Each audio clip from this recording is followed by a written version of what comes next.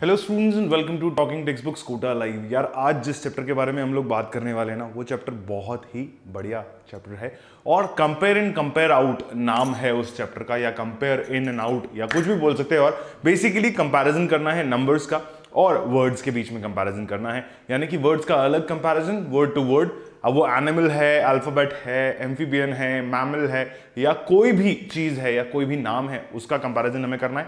Then moving on forward, हमें जो comparison करना था वो दूसरा कंपैरिजन है नंबर्स का, जहां पर बहुत सारी अलग अलग हम लोगों ने बातें करी, राइट। तो कंपैरिजन चैप्टर हमारा फाइनली खत्म हो गया है and we have moved on to the olympiad level session के बाद रिवीजन वाला सेशन यहां पर आज हम शुरू करने वाले हैं। और रिवीजन के अंदर हम देखेंगे कि यार क्या हम लोगों ने पिछली 3 क्लासेस के अंदर किया और क्या क्या किस किस तरीके से हम लोगों ने हैंडल आउट किया, राइट। तो ठीक उससे पहले मैं ये बता दूं कि भाई talking text books Kota live एक ऐसा प्लेटफॉर्म है जो आप लोगों के लिए लेकर के आया है ऑनलाइन लाइव लर्निंग का मौका, यानी कि आप हमारे प्रीमियर्ड वीडियोस को देख करके बहुत कुछ सीख सकते हो। यार अभी जहां जिस टाइम पर स्कूल्स ओपन नहीं है और जहां स्कूल ओपन नहीं थे वहां से हम लोग चलते आ रहे हैं, ऑलमोस्ट कंप्लीशन पे हैं हम हमारे कोर्सेज के, ताकि आप लोगों के लिए बहुत बेटर चीजें हो जाए, राइट। जो बच्चे हमारे साथ जुड़े हुए हैं उनके लिए बहुत बेनिफिट हो रहा है, तो आओ हमारे साथ जुड़ जाओ और इस बेहतरीन टीम से पढ़ना शुरू कर दो यार, ठीक है। क्योंकि ये वो बेहतरीन टीम है बेटा जो आप लोगों की जिंदगी बदल के रखने के लिए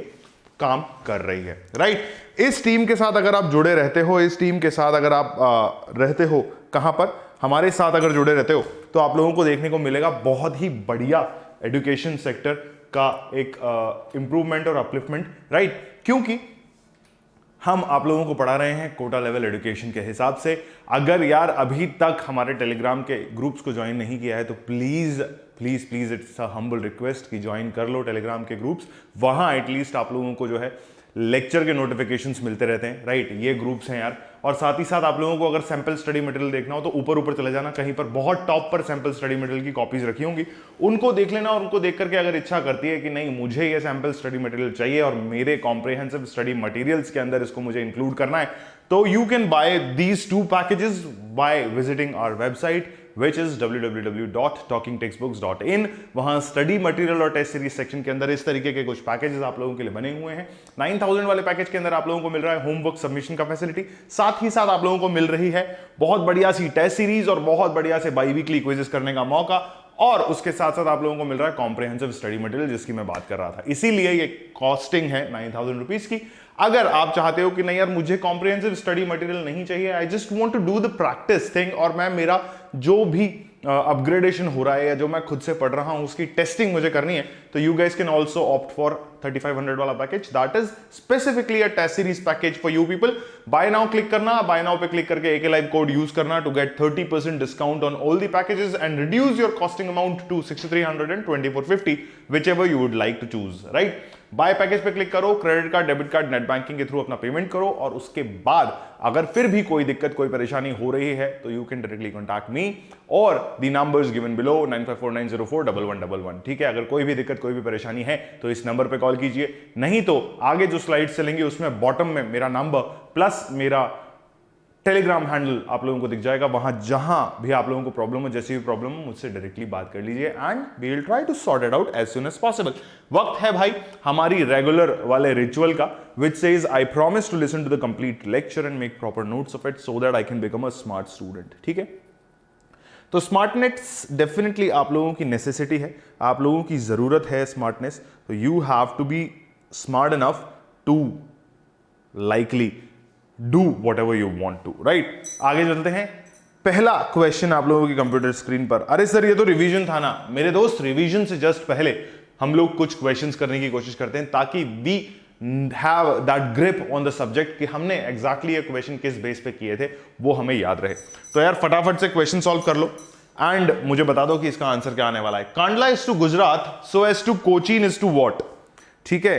क्या क्वेश्चन है आप लोगों के सामने, कांडला इज टू गुजरात, मतलब वर्ड सिमिलैरिटी का क्वेश्चन है भाई, फटाफट से देख लो, ठीक है।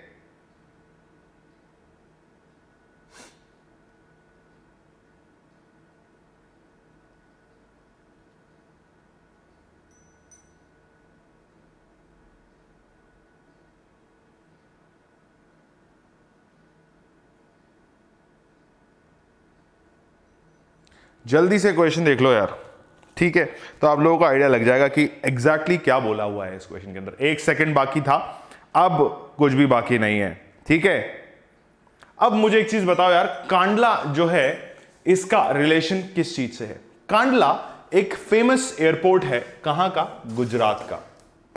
ठीक है, Kandla is the famous airport of Gujarat, right. तो आपसे पूछा हुआ है भाई कोचीन यहां लिखा हुआ है, ठीक है, तो कोचीन कहां पर है ये आपको बताना था। ठीक है, कांडला अगर गुजरात में है तो कोचीन कहां पर है, ऐसा आपको बताना था। ठीक है,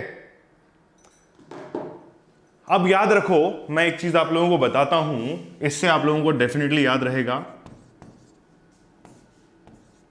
इंपोर्ट एक्सपोर्ट, ठीक है, इंपोर्ट एक्सपोर्ट अगर मैं याद रखूं तो मुझे पोर्ट याद आना चाहिए हर बार, और गुजरात में जो फेमस पोर्ट है दैट इज कौन? कांडला। ठीक है, अगर कांडला गुजरात का फेमस पोर्ट है तो कोचीन जो है वो कहां का फेमस पोर्ट है? केरला। ठीक है, KERALA, केरला का फेमस पोर्ट है बेटा। क्या?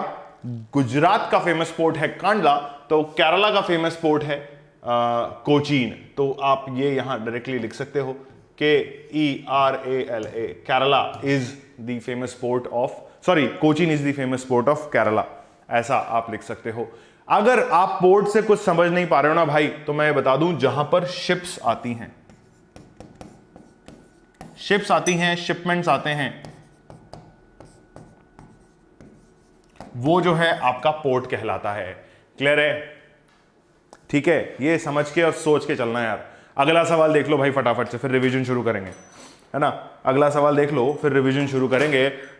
324:162, क्या रिलेशन है यार इसमें? क्या रिलेशन हो सकता है यार इसमें? ये एक बार देख लो, like you need to see, you need to watch out the relation in this number, please help me out, क्योंकि मुझे ये क्वेश्चन नहीं आ रहा है। तो ऐसा सोच के मेरी मदद कर दो यार, है ना, ऐसा सोच के मेरी मदद कर दो यार कि इसमें रिलेशन क्या है। ठीक है, like I will thank you for helping me out if you really helped me. ठीक है, टिल देन जिस नंबर की और जिस कॉन्टैक्ट की मैं बात कर रहा था वो यहां नीचे लिखा हुआ है बेटा। ठीक है, वर्माकाश 1204 एंड 8209412937, ये नंबर्स की मैं बात कर रहा था आप लोगों से, है ना। फटाफट से देख लो यार, और फटाफट से मुझसे बात कर लो अगर कोई भी दिक्कत है तो, है ना। ड्यूरिंग द लेक्चर मत करना, ड्यूरिंग द लेक्चर मत करना, after the lecture you guys can talk to me. ठीक है, शुरू करें।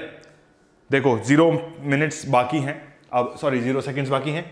324:162 ऐसा लिखा हुआ है, तो मैं सिंपली एक चीज देख पा रहा था जो मुझे यहां नजर आ रही थी, जो आपको बताते बताते मैंने नोटिस किया, यहां पर अगर मैं इसको देखता हूं तो मुझे 324 मिलता है। तो भाई मल्टीप्लाइड बाय 2 किया है, तो क्या मैं ऐसा लिख सकता हूं? ठीक है, अगर मैं यहां सिंपली ऐसा लिख सकता हूं तो ये जो वैल्यू है ये मेरी x वैल्यू हो जाएगी। तो x is equals to 2x अगर मैं लिखता हूं तो which is equals to what, 2 into 162 is equals to x, ऐसा है। और अगर x की जगह मैं यहां 162 पुट कर चुका हूं तो दिस इज दिस, तो this is going to be how much, 324:162, ऐसा लिखा हुआ है बॉस। तो नीचे जो रिलेशन है ना, उन रिलेशंस में ये एक चीज चेक कर लो, नीचे जो रिलेशंस हैं उन रिलेशंस में ये एक चीज चेक कर लो कि एग्जैक्टली आपसे क्या पूछा हुआ है, मतलब इस रिलेशन के हिसाब से एग्जैक्टली क्या चीज मैच कर रही है ना, वो चेक कर लो तो आप लोगों को फाइनल आपका आंसर मिल जाएगा। ठीक है, अब अगर मैं यहां देखता हूं, कहां देखता हूं, 36 इंटू 64 करता हूं तो 36 इज x।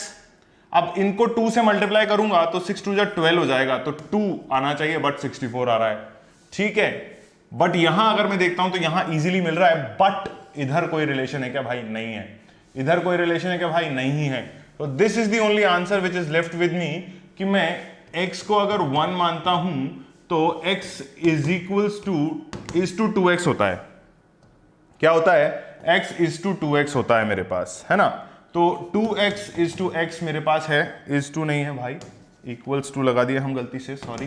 ठीक है, ये इज टू है मेरे पास, तो अगर यहां पर भी इज टू नहीं है ये इज टू होना चाहिए, ठीक है। तो क्या हुआ, 2 into 1 करता हूं मैं, है ना, और इज टू जो है मेरे पास x आता है, तो 2:1 हो रहा है, ठीक है। ये रिलेशन प्रूव हो रहा है भाई, तो ऑप्शन आपका आ गया, दैट इज 2:1, ठीक है बेटा। तो आई होप इस तरीके से आप लोगों ने बहुत सारी चीजें सीखी, बहुत सारे क्वेश्चंस करने के साथ हमने बहुत अच्छी अच्छी चीजें भी आप लोगों को सिखाई है। But moving on forward with the new thing in this is the revision. और रिवीजन लेक्चर में हमें क्या देखने को मिलता है कि भाई लेक्चर नंबर 4 है, कंपेयर एंड आउट का लेक्चर नंबर 4 है, यानी कि रिवीजन वाला सेशन है। यहां हम सारी चीजों को एक बार वापस से देखेंगे एंड बेसिकली जो लर्निंग आउटकम होने वाला है वो क्या होने वाला है कि भाई हम कंपेयर एंड आउट का रिवीजन कर रहे हैं, ठीक है। L1 के अंदर हमने क्या क्या चीजें देखी थी, आइए जरा एक बार देख लेते हैं कि भाई बेसिक आइडिया ऑफ कंपैरिजन हमें होना चाहिए एंड हमने फिर काइंड ऑफ रिलेशनशिप्स के बारे में बात करी थी। भाई वर्क एंड टूल रिलेशनशिप के अंदर मैंने आप लोगों को बताया था कि saw is the tool and carpenter is the worker, ठीक है। तो वर्कर और सॉ के अंदर जो रिलेशन था, यानी कि कारपेंटर और सॉ के अंदर जो रिलेशन था, वो हमने कैसे रिटेलिएट किया या कैसे उसको टेली किया कि भाई saw is the tool and carpenter is the worker. इसमें आप एक चीज और ले सकते थे कि वर्कर और टूल के अंदर आप एक चीज और ले सकते थे, दैट इज आपका कारपेंटर ना। तो अब अपन ले लेते हैं कुक, ठीक है, क्योंकि मुझे खाना बहुत पसंद है। तो वर्कर अगर कुक है तो उसके पास टूल क्या होगा, तो टूल के केस में नाइफ हमारे पास हो सकता है, क्लियर है। अब अगर मैं टूल और वर्क या एक्शन की बात करूं तो यहां पर हम फिर से एक और नया एग्जांपल ले सकते हैं। यहां लास्टली मैंने आप लोगों को एग्जांपल दिया था, टूल क्या है, पेन, और एक्शन क्या है, राइट या राइटर, ठीक है। अब टूल की अगर मैं बात करता हूं आपसे, तो आप मुझे बता दो कि सिंपली कोई सा भी टूल अगर मैं याद करता हूं यार, लेट्स से नाइफ ही ले लेते हैं, है ना, तो आप अच्छे से रिलेट कर पाओगे, नाइफ एंड कटिंग, ऐसा ले लेते हैं अपन। तो क्या हुआ, अब यहां देखो यार, इन दोनों में कुछ अजीब सा दिख रहा है आपको, टूल सेम है, बट वर्कर और वर्क जो है वो अलग अलग है। अगर वर्कर की बात करेंगे तो यहां पर क्या आएगा, कुक आएगा, और अगर वर्क की बात करेंगे तो cook uses knife to cut anything, like before cooking anything he needs to cut that particular thing, ऐसा हम यहां बोल सकते हैं, ठीक है। उसके बाद प्रोडक्ट और रॉ मटेरियल की अगर मैं बात करता हूं आपसे, तो मैंने आप लोगों को एक नॉर्मल एग्जांपल दिया था, सीड और आपका ऑयल, ठीक है। अगर मैं नॉर्मली यहां खाने की बात कर ही रहा हूं तो प्रोडक्ट में मैं बोल देता हूं कि भाई लेट्स से आपका क्या चाहिए, आपको प्रोडक्ट में खाने की बात ही कर रहे हैं ना अपन, तो अपन बोल देते हैं भाई कर्ड, ठीक है, और यहां पर ले लेते हैं रॉ मटेरियल में मिल्क, ठीक है। अगर मुझे कर्ड जमाना है, यानी कि प्रोडक्ट मुझे कर्ड चाहिए, तो मुझे उसके लिए रॉ मटेरियल क्या चाहिए होगा, मिल्क चाहिए होगा, right. Milk is a necessity thing. एक और चीज जो है, थोड़ा सा जामन यानी कि थोड़ा सा दही हमें चाहिए होता है, but that is not counted. अगर वहां पे थोड़ा सा दही भी ऑप्शन होता तो थोड़ा सा दही करके कोई ऑप्शन नहीं आएगा, तो that is why we took milk and curd would be the product और the major product of that particular thing. उसके बाद हम लोगों ने बात करी इंस्ट्रूमेंट और मेजरमेंट के बारे में।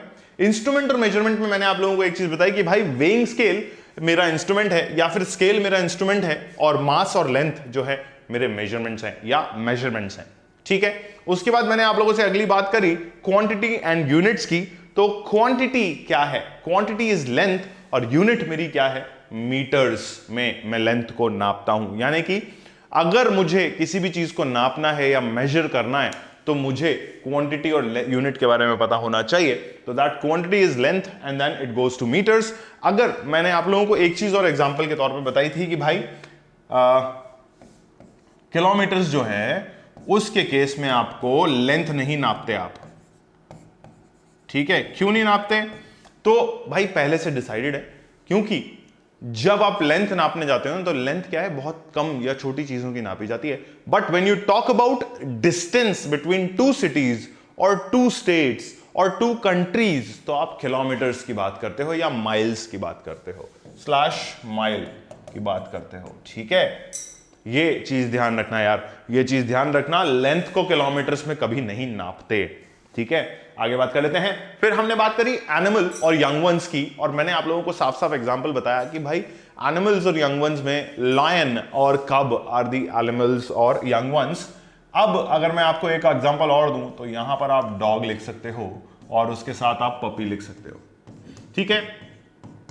Puppy being irrespective of a male और अ फीमेल, याद रखना डॉग अगर मेल है तो पपी जो है that be irrespective of a male और अ फीमेल, ठीक है। यहां पर मेल फीमेल दोनों आ सकते हैं, both are called as puppies. अगर आप स्पेसिफाई करते हो तब आप बोलते हो फीमेल पपी या मेल पपी, राइट, ये ध्यान रखना। उसके बाद मेल एंड फीमेल के कारण में आप बात करोगे तो लायन और लायनेस, और अगर ह्यूमंस में बात करते हो या फिर डॉग्स और उसमें बात करते हो तो डॉग एंड अ बिच,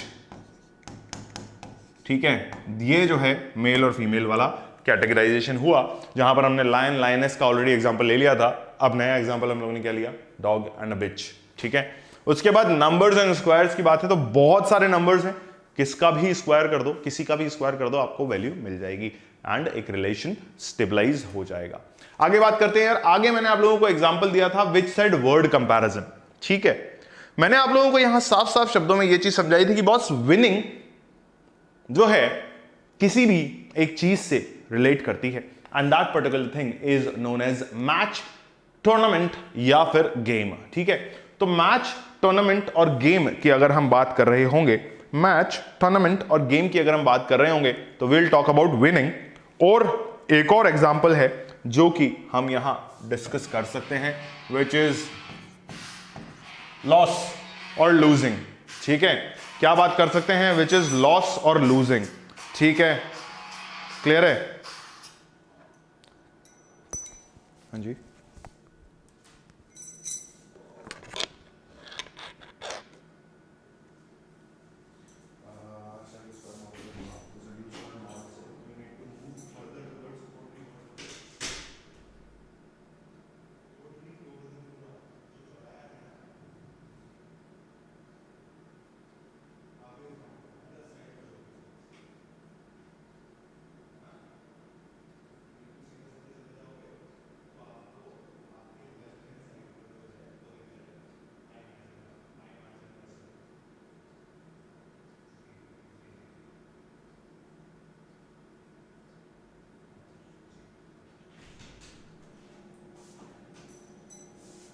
ठीक है भाई।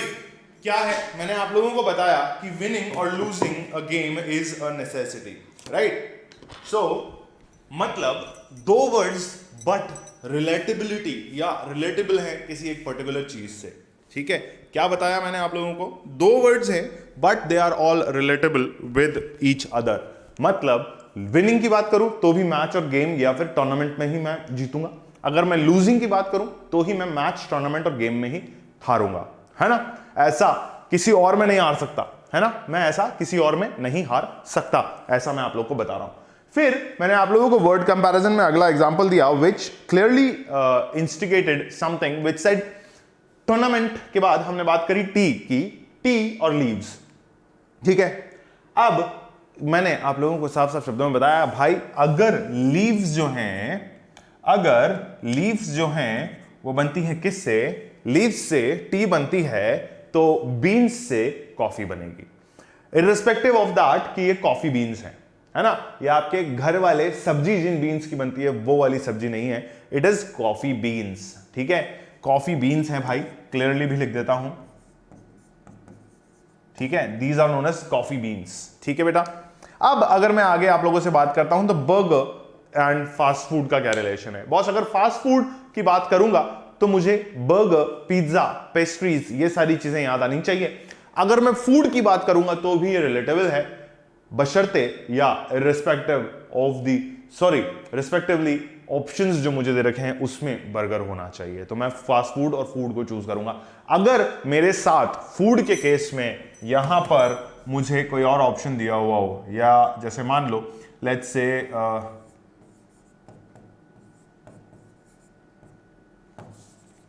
क्या है, लेट्स नॉट मुझे दे रखा हो वेजीज या वेजिटेबल दे रखा हो तो मैं क्या करूंगा, फूड को चूज करूंगा, rather than choosing fast food। ठीक है, तो ऑप्शंस पे भी बहुत बढ़िया तरीके से कंपैरिजन यहां पर खेला जाता है, तो ये भी आप लोगों को ध्यान रखना होगा कि भाई ऑप्शंस क्या दे रखे हैं। राइट, मूविंग ऑन फर्दर, मैंने आप लोगों को बताया कि डिसीज और डिसीज कॉजिंग पैथोजन या पैरासाइट का जो कंपैरिजन होता है वो कुछ इस तरीके से होता है कि मलेरिया की अगर हम बात करेंगे तो हमें एक ही चीज याद आएगी कि भाई मच्छर के काटने से मलेरिया फैलता है, और अगर थोड़ा सा डेप्थ में जाओगे तो मच्छर का नाम भी याद आ जाएगा, that is female Anopheles mosquito. ठीक है, बायो में पढ़ा होगा आप लोगों ने, ऐसा मैं मान रहा हूं। उसके साथ फिर सॉइल और इरोजन का मैंने कंपैरिजन आपको बताया कि भाई अगर इरोजन की बात हो रही होगी तो इरोजन या डिग्रेडेशन ऑफ सॉइल हमें याद आना चाहिए। Again this has to be in options. या फिर करोजन की अगर बात हो रही होगी, क्योंकि अगर मैं मान लो यहां पर आयरन की बात करता हूं तो आयरन कभी भी इरोड नहीं होता, हमेशा करोजन के केस में आयरन या किसी मेटल की बात हो रही होगी, है ना, अगर किसी मेटल की बात हो रही होगी तो will be talking about corrosion, will not be talking about erosion. ठीक है, ऐसा है। और अगर एक्सीडेंट्स की बात हो रही है तो एक्सीडेंट्स के साथ हम बात करेंगे नॉर्मली रोड्स की बात करेंगे, राइट, क्योंकि एयर एक्सीडेंट्स बहुत कम होते हैं, राइट। तो आपको ये याद रखना होगा कि भाई एक्सीडेंट की अगर बात हो रही है तो it is talking about roads. Again फिर ऑप्शंस में हमें देखना पड़ेगा कि एक्सीडेंट्स के साथ क्या रिलेटेबिलिटी सूट कर रही है।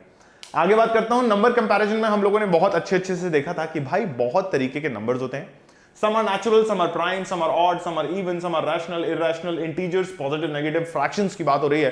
तो ये सारी चीजें हम लोगों ने यहां देखी थी, और इन्हीं के साथ साथ हमने देखा था कि बॉस आगे क्या क्या चीजें हमें करनी है।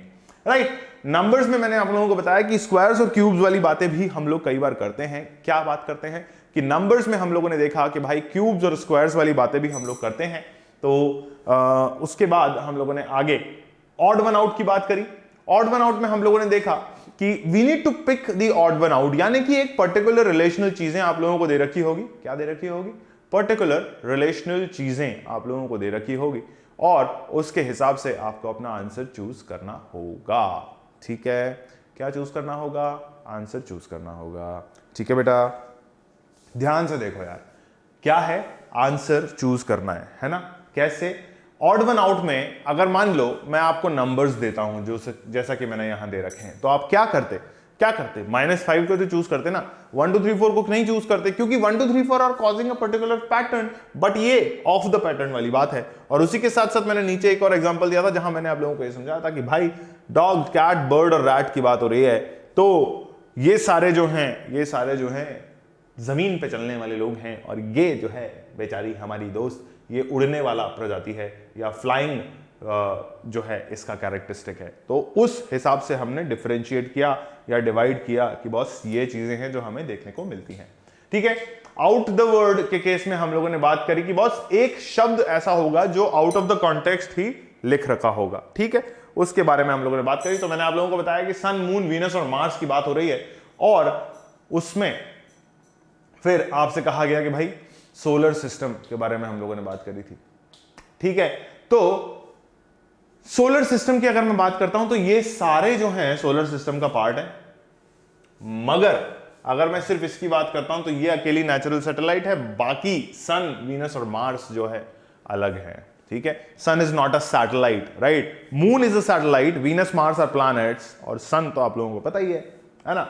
चलिए, तो सिल्क, फर, रबर और मिल्क की अगर मैं बात करता हूं तो यहां फिर मैंने आप लोगों से एक और चीज पूछी थी कि यार बताओ यार क्या डिफरेंस है, तो आप लोगों ने कहा था कि सर कोई डिफरेंस नहीं है, बट देन समहाउ 30 सेकंड के बाद मैंने आप लोगों को ये जवाब दिया कि बेटा rubber is a tree product, but silk, fur and milk are not obtained from trees. है ना, मैंने बताया था। ठीक है, चलिए let's move on to the next page of the slide, which somehow tells you कि आगे भी बहुत कुछ है बेटा। ठीक है, फिर हम लोगों ने आउट द लेटर की बात करी थी। आउट द लेटर के अंदर मैंने आप लोगों को बताया कि अल्फाबेटिकल सीरीज, पोजीशन, पैटर्न के बारे में हम लोग बातें करेंगे, और अगर इसका एग्जैक्ट एक्सप्लेनेशन देखना है तो you need to visit the chapter introduction of compare and out. उसके बाद हम लोगों ने आउट द नंबर की बात करी। आउट द नंबर के अंदर हम लोगों ने डिस्कस किया कि भाई सीरीज में प्रॉब्लम हो सकती है, एरर हो सकता है, रेगुलरिटी जो है वो ब्रेक हो रही होगी, तो उसको हम आउट द नंबर में कंसीडर करेंगे। Then moving on further, we had a discussion regarding the equations, that is lecture number 2 जो शुरू होता है अब, जिसमें हमने बेसिकली ये बात बताई कि बॉस कंपैरिजन अगर आप लोगों को करना हो तो कुछ इस तरीके से करते हैं कि कैंडल अगर वैक्स से बनती है तो पेपर जो है किससे बनता है, तो आप लोगों ने आंसर दिया था कि भाई पेपर जो है ट्री से बनता है, क्योंकि वुड से भी बन सकता है, रिलेटिविटी बन सकती है, मगर एग्जैक्टली जो कंपैरिजन हो रहा है वो हो रहा है किसमें, रॉ मटेरियल और फिनिश्ड प्रोडक्ट में। किस में कंपैरिजन हो रहा है, यहां अगर आप देखते हो तो दिस इज रॉ मटेरियल, ठीक है, एंड जब हम यहां बात करते हैं तो दिस इज प्रोडक्ट, ठीक है। तो प्रोडक्ट और रॉ मटेरियल के बीच में कंपैरिजन हो रहा है, तो इसीलिए हमने कहा कि भाई प्रोडक्ट क्या है, पेपर है, तो रॉ मटेरियल कहां से आएगा, ट्री से आएगा। लेटेक्स जो है वो हमारा आपका रॉ मटेरियल कहलाता है। ठीक, आगे बात करते हैं। Acting is to theatre then gambling is to. यहां मैंने आप लोगों को बताया कि बॉस ये प्रोफेशन है, क्या है, प्रोफेशन है ना, और ये क्या है भाई, जहां पे बंदा काम करता है या जहां पे इंसान काम करता है। तो गैम्बलिंग क्या है भाई, it is not a profession, it is a game, but gambling की कहां जाती है उससे हमने बताया। तो आप लोगों ने कहा कि कसिनो के अंदर गैम्बलिंग होती है। सर वैसे तो चाहो तो अगर आप अपने शहर में देखोगे तो कहीं भी कोई भी गैम्बलिंग कर रहा होता है, कभी क्रिकेट पर सट्टा लग रहा होता है, कभी कोई गेम खेल रहा होता है, कभी कोई ताश पत्ती खेल रहा होता है, तो वो भी गैम्बलिंग है। बट स्पेसिफिकली अगर मैं बात करूं आप लोगों से, तो आप लोग मुझे कहोगे कि सर गैम्बलिंग जो है स्पेसिफिकली कसिनो के अंदर ही मुझे देखने को मिलती है, ठीक है। फिर मैंने आप लोगों को बताया कि venerate is to worship then extol is to what. यहां मैंने आप लोगों को साफ साफ शब्दों में कहा था कि सिनोनिम्स और एंटोनिम्स आप लोगों को याद करना बहुत जरूरी है, क्योंकि इंग्लिश के अलावा मेंटल एबिलिटी में भी सिनोनिम्स एंटोनिम्स कई बार पटक दे दिए जाते हैं।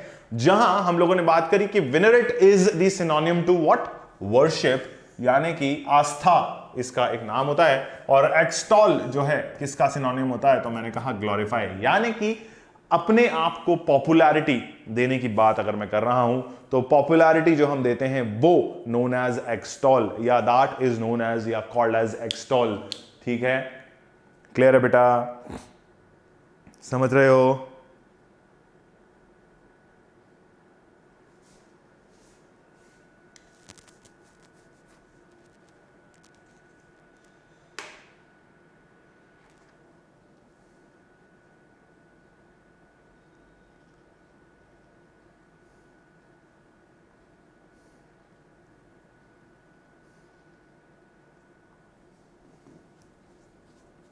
ठीक है, समझ गए? चलिए आगे चलते हैं। नेक्स्ट क्वेश्चन जो था वाटर और कन्वेक्शन देन स्पेस के बारे में था। यहां हमें हीट ट्रांसफर जैसे एक टर्म के बारे में बात करनी थी कि भाई अगर मैं वाटर की बात करता हूं तो वाटर में हीट जो है किस मेथड से ट्रांसफर होती है, तो दिस वाज द मेथड, ठीक है। अगर पहली बार देख रहे हो तो फटाफट से देख लो भाई, method, convection is a method. आपके घर में माइक्रोवेव होगा, उसके अंदर कन्वेक्शन नाम से एक मोड होता है जो कि हीट ट्रांसफर का मोड होता है। कन्वेक्शन पे बहुत सारी चीजें हम लोग कर सकते हैं।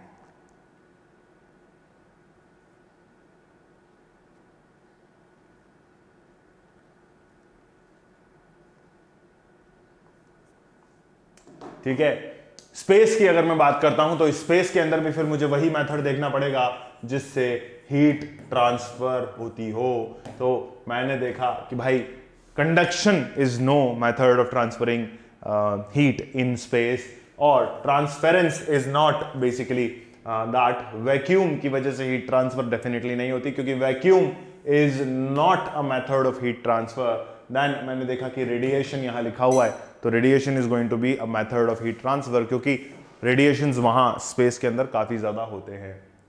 देन फिर ग्रोथ और डेथ की बात हो रही थी, तो ये एग्जैक्टली ऑपोजिट्स यानी कि एंटोनिम्स की बातें कर रहे थे।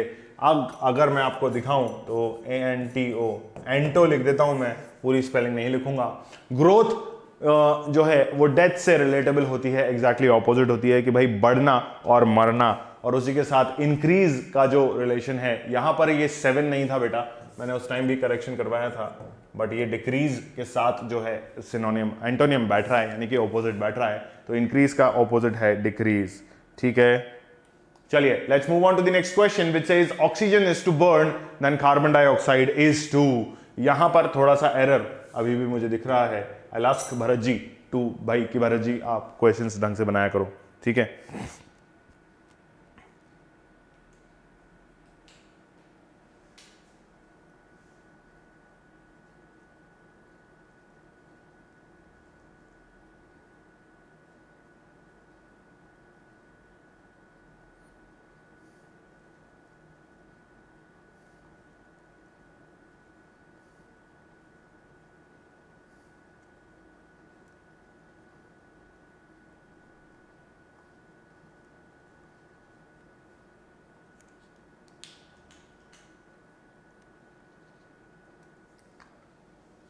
ठीक है, तो हमने यहां देखा कि ऑक्सीजन इज टू बर्न और carbon dioxide is to what. तो प्रोसेस लिया हुआ है या पर्टिकुलर चीज बताई हुई है कि ऑक्सीजन की वजह से आग लगती है या बर्निंग होती है, तो कार्बन डाइऑक्साइड की वजह से क्या होता है। तो हमने कहा कि भाई आइसोलेट डेफिनेटली नहीं हो सकता, कार्बन डाइऑक्साइड से फोम डेफिनेटली नहीं बन सकता, और उसी के लिए एक एक्सप्लेनेशन मैंने दिया कि एक्सप्लेनेशन क्या दिया था भाई कि O2 helps in burning and CO2 helps in extinguishing the fire.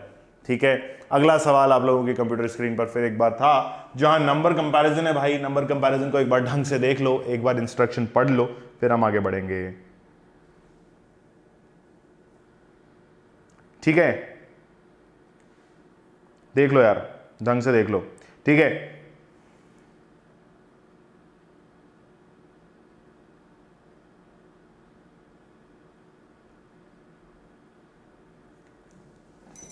Number comparison के अंदर हम लोगों ने लिस्ट ऑफ नंबर्स के बारे में बात करी, और लिस्ट ऑफ नंबर्स के साथ हम लोगों ने यह भी बात करी कि बॉस एग्जैक्टली नंबर कंपैरिजन में होता क्या है। तो मतलब मैंने आप लोगों को जैसा बताया था कि भाई सिमिलर नंबर्स, प्राइम नंबर्स, ये सारी चीजें एक रिलेशन में आती हैं। तो ऐसे ही कुछ क्वेश्चन हम लोगों ने यहां सॉल्व किए थे, राइट। फिर एक रिलेशन मुझे दिखा, तो मैंने आप लोगों को स्पेसिफिकली रिलेशन बताए थे कि बॉस इस तरीके का कोई रिलेशन यहां पर बन रहा है, and which is to be kept in mind. देखो मैं अब सिर्फ और सिर्फ रिलेशंस पे मार्क कर रहा हूं ताकि आप लोगों को जो है कंफ्यूजन ना हो, and you guys would be really helpful with this. ठीक है, यहां पर मैंने बात करी, फिर मैंने अगले रिलेशन में एक और बार रिलेशन बताया which is going to be this one, and this was the relation. यहां पर इन क्वेश्चंस को अगर यार स्पेसिफिकली देखना है ना, तो you need to visit the lecture number 2। ठीक है, उससे आप लोगों को पता चल जाएगा कि एग्जैक्टली क्या यहां हुआ था। ठीक है, जिन्होंने लेक्चर रेगुलरली विजिट किया है या रेगुलरली व्यू किया है, उसको डेफिनेटली ये पता है कि यहां क्या हुआ था। ठीक है, क्लियर है बेटा? चलिए, let's move on to the third lecture of the evening, which is going to be the last lecture for today for revision part. यहां हम लोगों ने देखा कि ओलंपियाड लेवल क्वेश्चंस के बारे में बात हो रही है। यहां थोड़ा सा टिपिकल चीजें हम लोगों ने देखी कि जैसे genuine is to authentic, then mirage is to what. भाई जेन्युइन का मतलब होता है सच्ची और एकदम प्योर या ओरिजिनल चीज। ठीक है, तो ऑथेंटिसिटी उसी की होती है। तो mirage is related to what? Mirage का मतलब मैंने आप लोगों को बताया कि mirage is also known as मृग मरीचिका।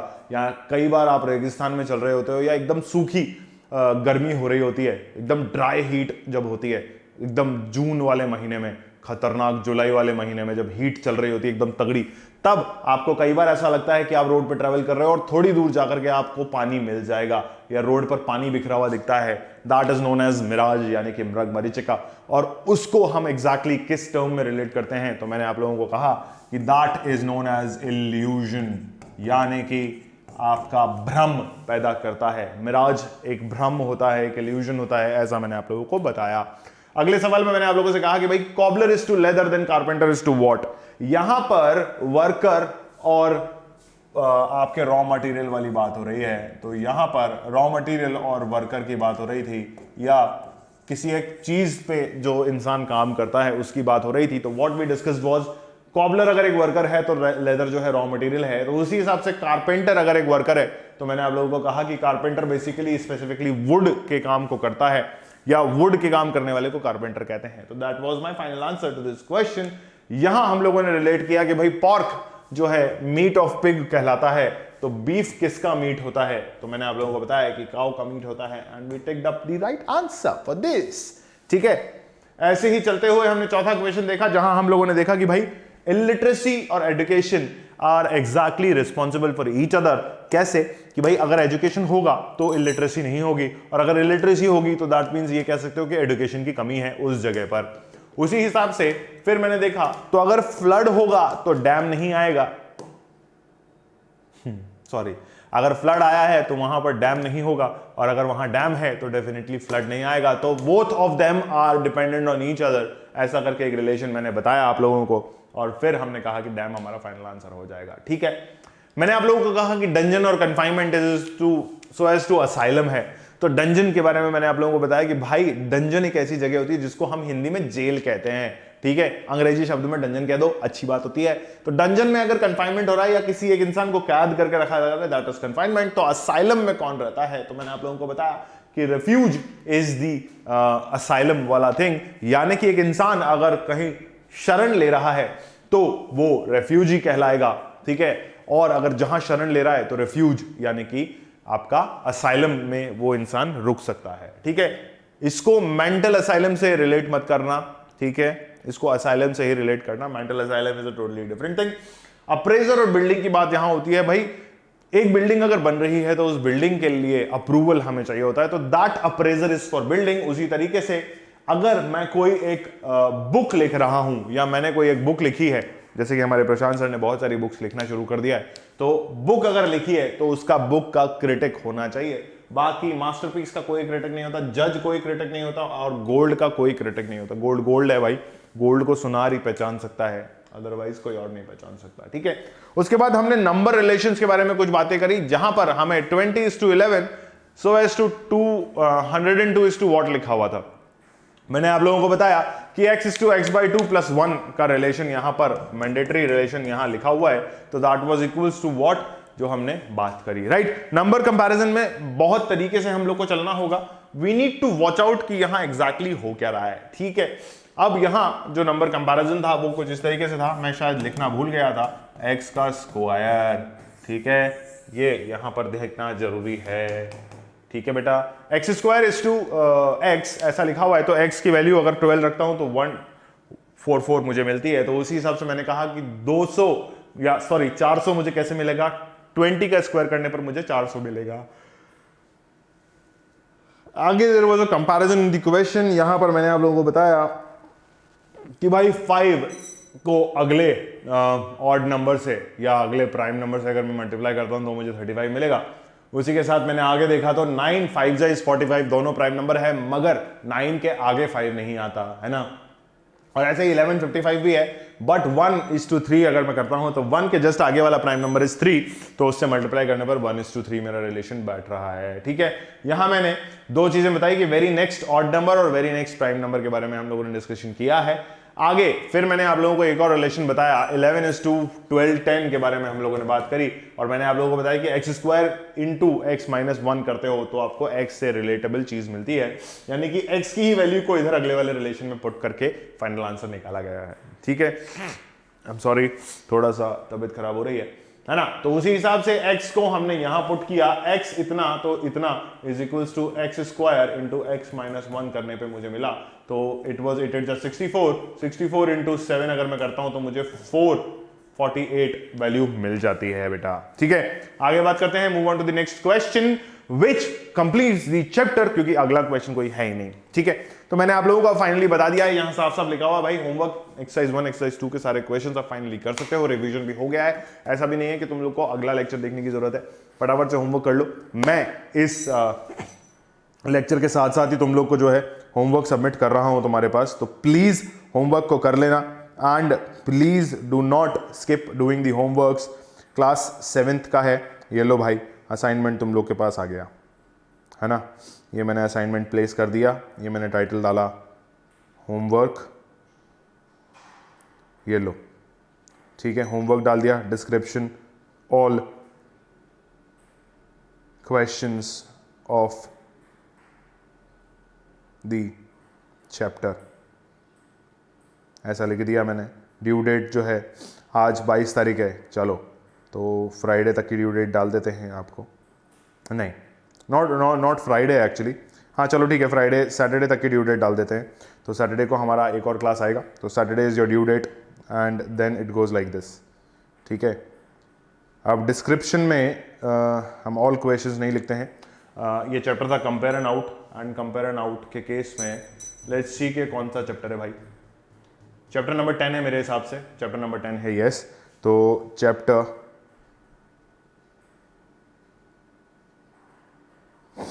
10, ठीक है भाई, तो मैं लिख दूंगा ये होमवर्क, ठीक है। Till then keep liking the video, keep sharing the video as much as you can, and if you haven't subscribe to the channel yet, please do subscribe to Talking Textbooks Kota Live, and do not forget to press the bell icon so that you may remain notified for the upcoming videos. And इसी तरीके से keep joining the family of 7,000 plus subscribers. Keep cracking all your goals whichever you want to by using my code AKLive. Thank you.